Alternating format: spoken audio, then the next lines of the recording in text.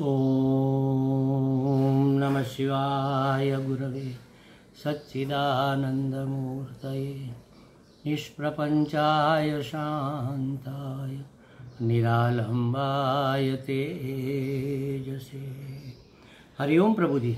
आज के इस अध्यात्म परिषद में आप सबका स्वागत है। आज का प्रश्न गुड़गांव से ज्योति गुप्ता जी का है। वह भागवत जी का अध्ययन कर रही है। उसमें 21वें अष्टम स्कंध के 21वें अध्याय के 11वें श्लोक में यज्ञ में दीक्षित होना क्या है ये समझना है उसको। मूल श्लोक इस प्रकार है। अनेन याचमानेन शत्रुणा वटुरूपिणा सर्वस्वं नोहृतं भर्त्युः न्यस्तदंडस्य बर्हिषि। उसका अर्थ इसमें ऐसा दिया है कि जब हमारे स्वामी यज्ञ में दीक्षित होकर किसी को किसी प्रकार का दंड देने के लिए उपरत हो गए हैं, तब इस शत्रु ने ब्रह्मचारी का वेश बनाकर पहले तो याचना की और पीछे हमारा सर्वस्व हरण कर लिया। देखो ये कौन किसको कह रहा है, पहले इसको समझो और क्यों कह रहा है इसको समझो तो बात समझ में आ जाएगी।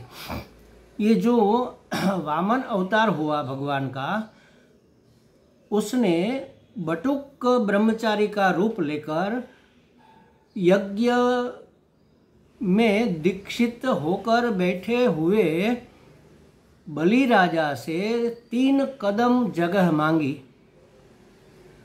3 कदम जगह मांगी तो वो तो बलि राजा तो बैठे थे यज्ञ में, उनसे प्रतिज्ञा करवाई, माने संकल्प करवाया कि हाँ आपकी मांग के अनुसार हम आपको 3 कदम जगह देंगे। देखो यहाँ अर्थ हम ऐसा भी करते हैं, 3 कदम पृथ्वी मांगी, पृथ्वी नहीं मांगी, जगह मांगी। पृथ्वी पर तो 3 डगले भर लेते, लेकिन उन्होंने तो 3 कदम जगह मांग कर लेते समय विक्रम रूप धारण किया, विराट रूप धारण किया। 1 कदम में तो पूरा ब्रह्मांड नाप लिया, दूसरे कदम में पूरा पाताल नाप लिया, अब तीसरा कदम कहाँ रखे, 2 कदम में तो सब ले लिया। तब बलि ने कहा कि मेरे सिर पर पांव रखो, माने मेरा अहंकार आप ले लो। यह तो अभी तक मेरा है कि मैंने दान किया, ऐसा अहंकार को था। तो उसने कहा कि मेरा अहंकार ले लो, और भगवान ने उसके सर पर पांव रखकर उसको पाताल में पहुंचा दिया और प्रसन्न होकर कहा कि मांगो, तुम जो मांगोगे मैं दूंगा। तो उसने कहा कि हम तो आपका क्या मांगे, आप हमारी रक्षा करो, बस हमारे सामने रहो। तो भगवान उसके दरवाजे पर दरवान बनकर खड़े हैं महाराज, 24 घंटे उसको दर्शन देने के लिए उसके साथ खड़े रहे। अब यज्ञ क्यों करते हैं? यज्ञ नारायण की प्रसन्नता प्राप्त करके हमें जो चाहिए संकल्प के अनुसार वह मिले। तो यज्ञ की सिद्धि कब मानी जाएगी? यज्ञ नारायण प्रसन्न हो तब। अब साक्षात भगवान यज्ञ नारायण है, वो उसके सामने ही आ गए विराट रूप लेकर, तो यज्ञ तो सिद्ध हो गया ना। लेकिन वो जो असुर लोग हैं वो क्या समझेंगे?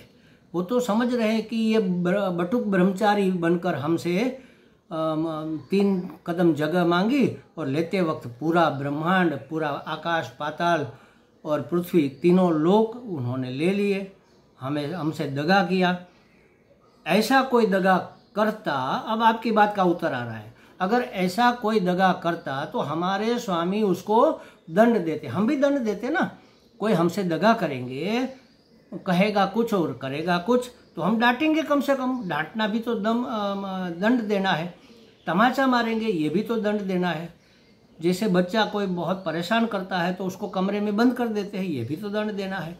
लाठी से पीट देते हैं, थप्पड़ मार देते हैं, या तो भोजन नहीं देते, भूखा रख लेते हैं, कोई भी दंड दे सकते हैं। लेकिन यज्ञ में दीक्षित होने के बाद दंड नहीं दिया जाता, कुछ भी नहीं किया जा सकता। यज्ञ में दीक्षित होना माने संकल्प लेकर बैठे हैं यज्ञ करने के लिए कि हम इस हेतु यह यज्ञ पूरा करेंगे। अब जब तक ये अनुष्ठान पूरा नहीं हो जाता तब तक व्यक्ति किसी भी विकार के वश नहीं हो सकता। काम, क्रोध, लोभ, मोह, मद, मात्सर्य, दंभ, इन सब को छोड़ना होता है। इसको छोड़कर जो कार्य संपन्न करने आप बैठे हो उसको संपन्न करना, इसी का नाम है अनुष्ठान। तो ये यज्ञ अनुष्ठान, यज्ञानुष्ठान है। हम जैसे जप अनुष्ठान करते हैं, गायत्री का पुरस्चरण करते हैं, तो हमने जैसे समझो सामान्य अनुष्ठान, छोटी सी बिटिया है हमारी ईशा इत्यादि, तो उसने सोचा कि चलो हमें अनुष्ठान करना है, सावन मास शुरू हो गया है, आज सोमवार है, तो आज हम 108 माला मंत्र जाप करेंगे एक स्थान पर बैठकर। अब वो बैठी है और मंत्र जाप कर रही है शिव जी का, शाम्ब सदा शिवाय नमः, शाम्ब सदा शिवाय नमः, शाम्ब सदा शिवाय नमः, शाम्ब सदा शिवाय नमः। एक ध्यान होकर माला जप कर रही है। अब कमरे में तो सब कोई है, घर में तो मम्मी पापा बैठे हैं, छोटी बहन भी बैठी है, और वो कुछ डिस्टर्ब कर रही है, चिल्ला रही है, कोई जिद कर रही है मम्मी से, या कुछ खाने के लिए, कहीं जाने के लिए, कुछ खिलौना प्राप्त करने के लिए। अब ईशा को डिस्टर्ब हो रहा है, तो वो क्या करेगी? ऐसे टेढ़ी नज़र से देखेगी, माने मन में गुस्सा करेगी तो नहीं कर सकती, करेगी तो उसका अनुष्ठान निष्फल हो जाएगा। माला रोक कर उसको डांटे, डिस्टर्ब मत करो, मुझे जप करने दो, तो भी अनुष्ठान डिस्टर्ब हो जाएगा। पापा को भी नहीं कह सकती कि आप बैठे बैठे न्यूज़पेपर क्यों पढ़ रहे हो, देखो ना ये कितना परेशान कर रही है, आप इसको कुछ कहते नहीं, मम्मी को कहेंगे। तो ये सब करना माने जप के सिवा किसी भी क्रिया में अपनी वृत्ति को ले जाना, अपने चित्त को लगाना, यह अनुष्ठान भंग माना जाता है। तो हम जब संकल्प करके बैठते हैं कि भाई 108 हम गुरु मंत्र की माला जपेंगे, आज सोमवार है, एक ही बैठक पर बैठकर 3 घंटे लगेंगे, शायद 4 घंटे लगे समझो, तो इतने तक तो वो छोटी लड़की शांत चुप नहीं रह सकती, कोई ना कोई डिस्टर्बेंस होगा। या तो मम्मी किचन में कुछ काम कर रही है तो बर्तन धड़ाधड़ नीचे गिर रहे, मम्मी क्या कर रही हो, बर्तन जरा संभाल कर रखो, मुझे डिस्टर्ब हो रहा है, नहीं कह सकते कुछ नहीं, बस भगवान में ही वृत्ति लगी रहे। इसको कहते हैं दीक्षित होना, अनुष्ठान में दीक्षित होना। यहाँ यज्ञ में दीक्षित हुए हैं, तो यज्ञ में जब दीक्षित हुए तो जो याज्ञनिक लोग हैं, 4 ब्राह्मण बैठे होते हैं यज्ञ कराने के लिए, उसमें एक जो मेन होता है उसको ब्रह्मा कहते हैं, एक गान करता है सामवेद के ऋचाओं का, एक हवे अर्पण करता है, ऐसा सब उसमें व्यवस्था होती है। तो जो ब्रह्मा मुख्य जो यजमान है वह यज्ञ में बैठने वाले यजमान को दीक्षित करता है, संकल्प लेवाता है, स्नान करके आओ, स्नान किया, क्षौर कर्म जो भी करना है कर लो, दाढ़ी मूछ बाल जो मुंडवाना है मुंडवा कर स्नान करो, स्नान करके नए वस्त्र पहनकर जनेऊ धारण करके आ जाओ, बैठो, आसन बिछाकर वो बैठाएंगे, आपके हाथ में गंगा जल देंगे, फिर संकल्प करवाएंगे। पूरा लंबा संकल्प चलता है कि आप इस गोत्र के हो, आपका ये नाम है, आप ये यज्ञ करना चाहते हो, इस भगवान की प्रसन्नता के लिए, यह कार्य सिद्धि के लिए हेतु है आपका, तो इतने समय में यज्ञ पूरा होगा, तब तक आप भगवान में ही लगे रहेंगे, मैं भगवान में लगा रहूँगा, ऐसी मैं प्रतिज्ञा संकल्प करता हूँ, ऐसा संकल्प करवाएंगे और उसको आशीर्वाद देते हैं कि आपकी निष्ठा बनी रहे, आपका अनुष्ठान संपूर्ण हो, ऐसा हम आशीर्वाद देते हैं। और फिर यज्ञ शुरू होता है, और यज्ञ जब तक समाप्त नहीं हो जाता तब तक यज्ञ में दीक्षित व्यक्ति, वहाँ बैठा अनुष्ठान में बैठा व्यक्ति जिन्होंने संकल्प किया है, वह किसी अन्य वृत्ति के वश नहीं होगा, सिर्फ भगवदाकार वृत्ति ही उसकी बनी रहे।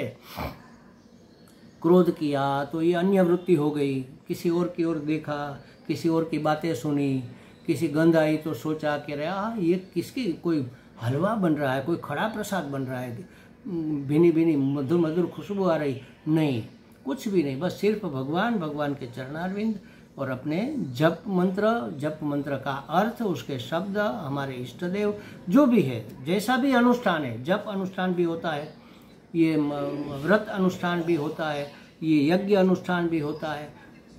जैसे कोई 4 धाम की यात्रा का अनुष्ठान करे कि हम 4 धाम की यात्रा करेंगे, तो यात्रा जब शुरू होती है, यात्रा जब खत्म होती है, तब तक हमें अपनी वृत्ति सिर्फ 4 धाम के 4 देवताओं के विषय में ही लगाए रखनी है। यह यात्रा का अनुष्ठान हुआ।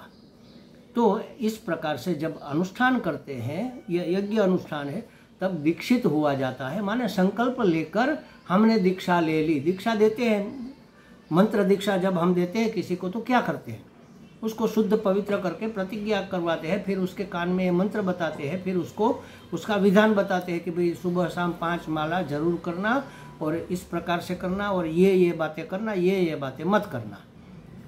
तो पूरा दिन क्या करना, कैसे करना, ये सब बता दिया जाता है। तो ये दीक्षित हो गए। अब मंत्र दीक्षा हो गई तो आप 5 माला करने बैठे, तब आप दीक्षित है। तब आपकी वृत्ति कहीं और नहीं जानी चाहिए, जाती है वो अलग बात है, लेकिन नहीं जानी चाहिए। फिर पूरा दिन आप चलते फिरते कुछ भी करो, तब कोई बंधन नहीं है। तब आप कुछ भी सोच सकते हैं, कुछ भी बोल सकते हैं, कुछ भी आयोजन कर सकते हैं, या तो कुछ भी व्यवस्था कर सकते हैं, किसी का शासन अनुशासन नियमन सब कर सकते हैं, आगमन गमन कर सकते हैं। लेकिन एक आसन पर बैठकर जब आप 5 माला कर रहे हैं, तब आप दीक्षित है। तो इसी तरह यहाँ पर हमारे स्वामी माने बलि राजा ने दीक्षा ली है यज्ञ की। यज्ञ में दीक्षित होकर किसी प्रकार का दंड न देना, किसी को भी डांटना भी नहीं, दंड न देना, माने किसी का शासन नहीं करना, किसी को संयमन में रखने का प्रयत्न नहीं करना, इससे ऊपरत हो जाना, ऊपर उठ जाना। जो होता है होने दो, बस हम अपने में मस्त है, अपने इष्ट देव में मस्त है, इसका नाम है उपरत होना। उससे ऊपर उठ जाना, जो हो रहा है हो रहा है, उससे ऊपर उठ गए, उसकी कोई चिंता नहीं, उसकी ओर ध्यान भी नहीं, उसके कोई विचार भी नहीं, उसकी कोई हमारे दिमाग में कुछ हमने रजिस्टर भी नहीं किया। कोई आवाज़ हो रही है, कोई बात बोल रहा है, तो हमने रजिस्टर नहीं किया, उसकी ओर हमारा मन नहीं गया। तो इसको कहते हैं उपरत होना।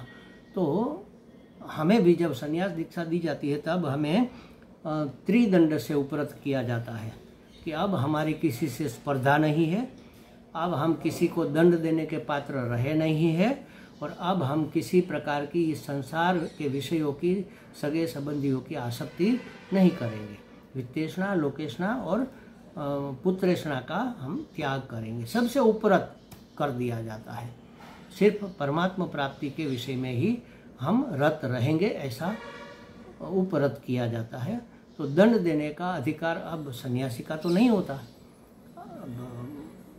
कहते हैं कि दुर्वासा बहुत गुस्से वाले थे और शाप दे देते थे, वो तो कुछ नहीं करते थे, उसके अंदर बैठे परमात्मा उसको प्रेरित करते थे सामने वाले का कल्याण करने के लिए। तो महात्माओं के शाप भी वरदान होते हैं वास्तव में, उसी में उसका कल्याण होता है, इसीलिए वो दिया जाता है। उसको कोई वैर भाव से या द्वेष भाव से वो शाप नहीं देते। हम किसी को अगर दंड देते हैं तो हमारा द्वेष भाव रहता है, हमारा वैर भाव रहता है, ये नहीं रहना चाहिए।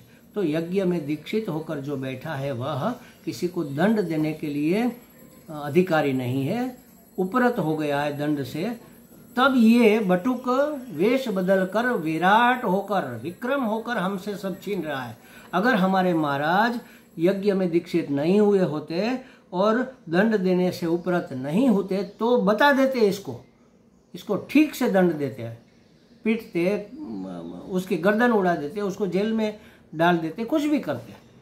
लेकिन अब तो मजबूरी है, क्योंकि अब दीक्षित है तो क्रोध नहीं कर सकते, दंड नहीं दे सकते।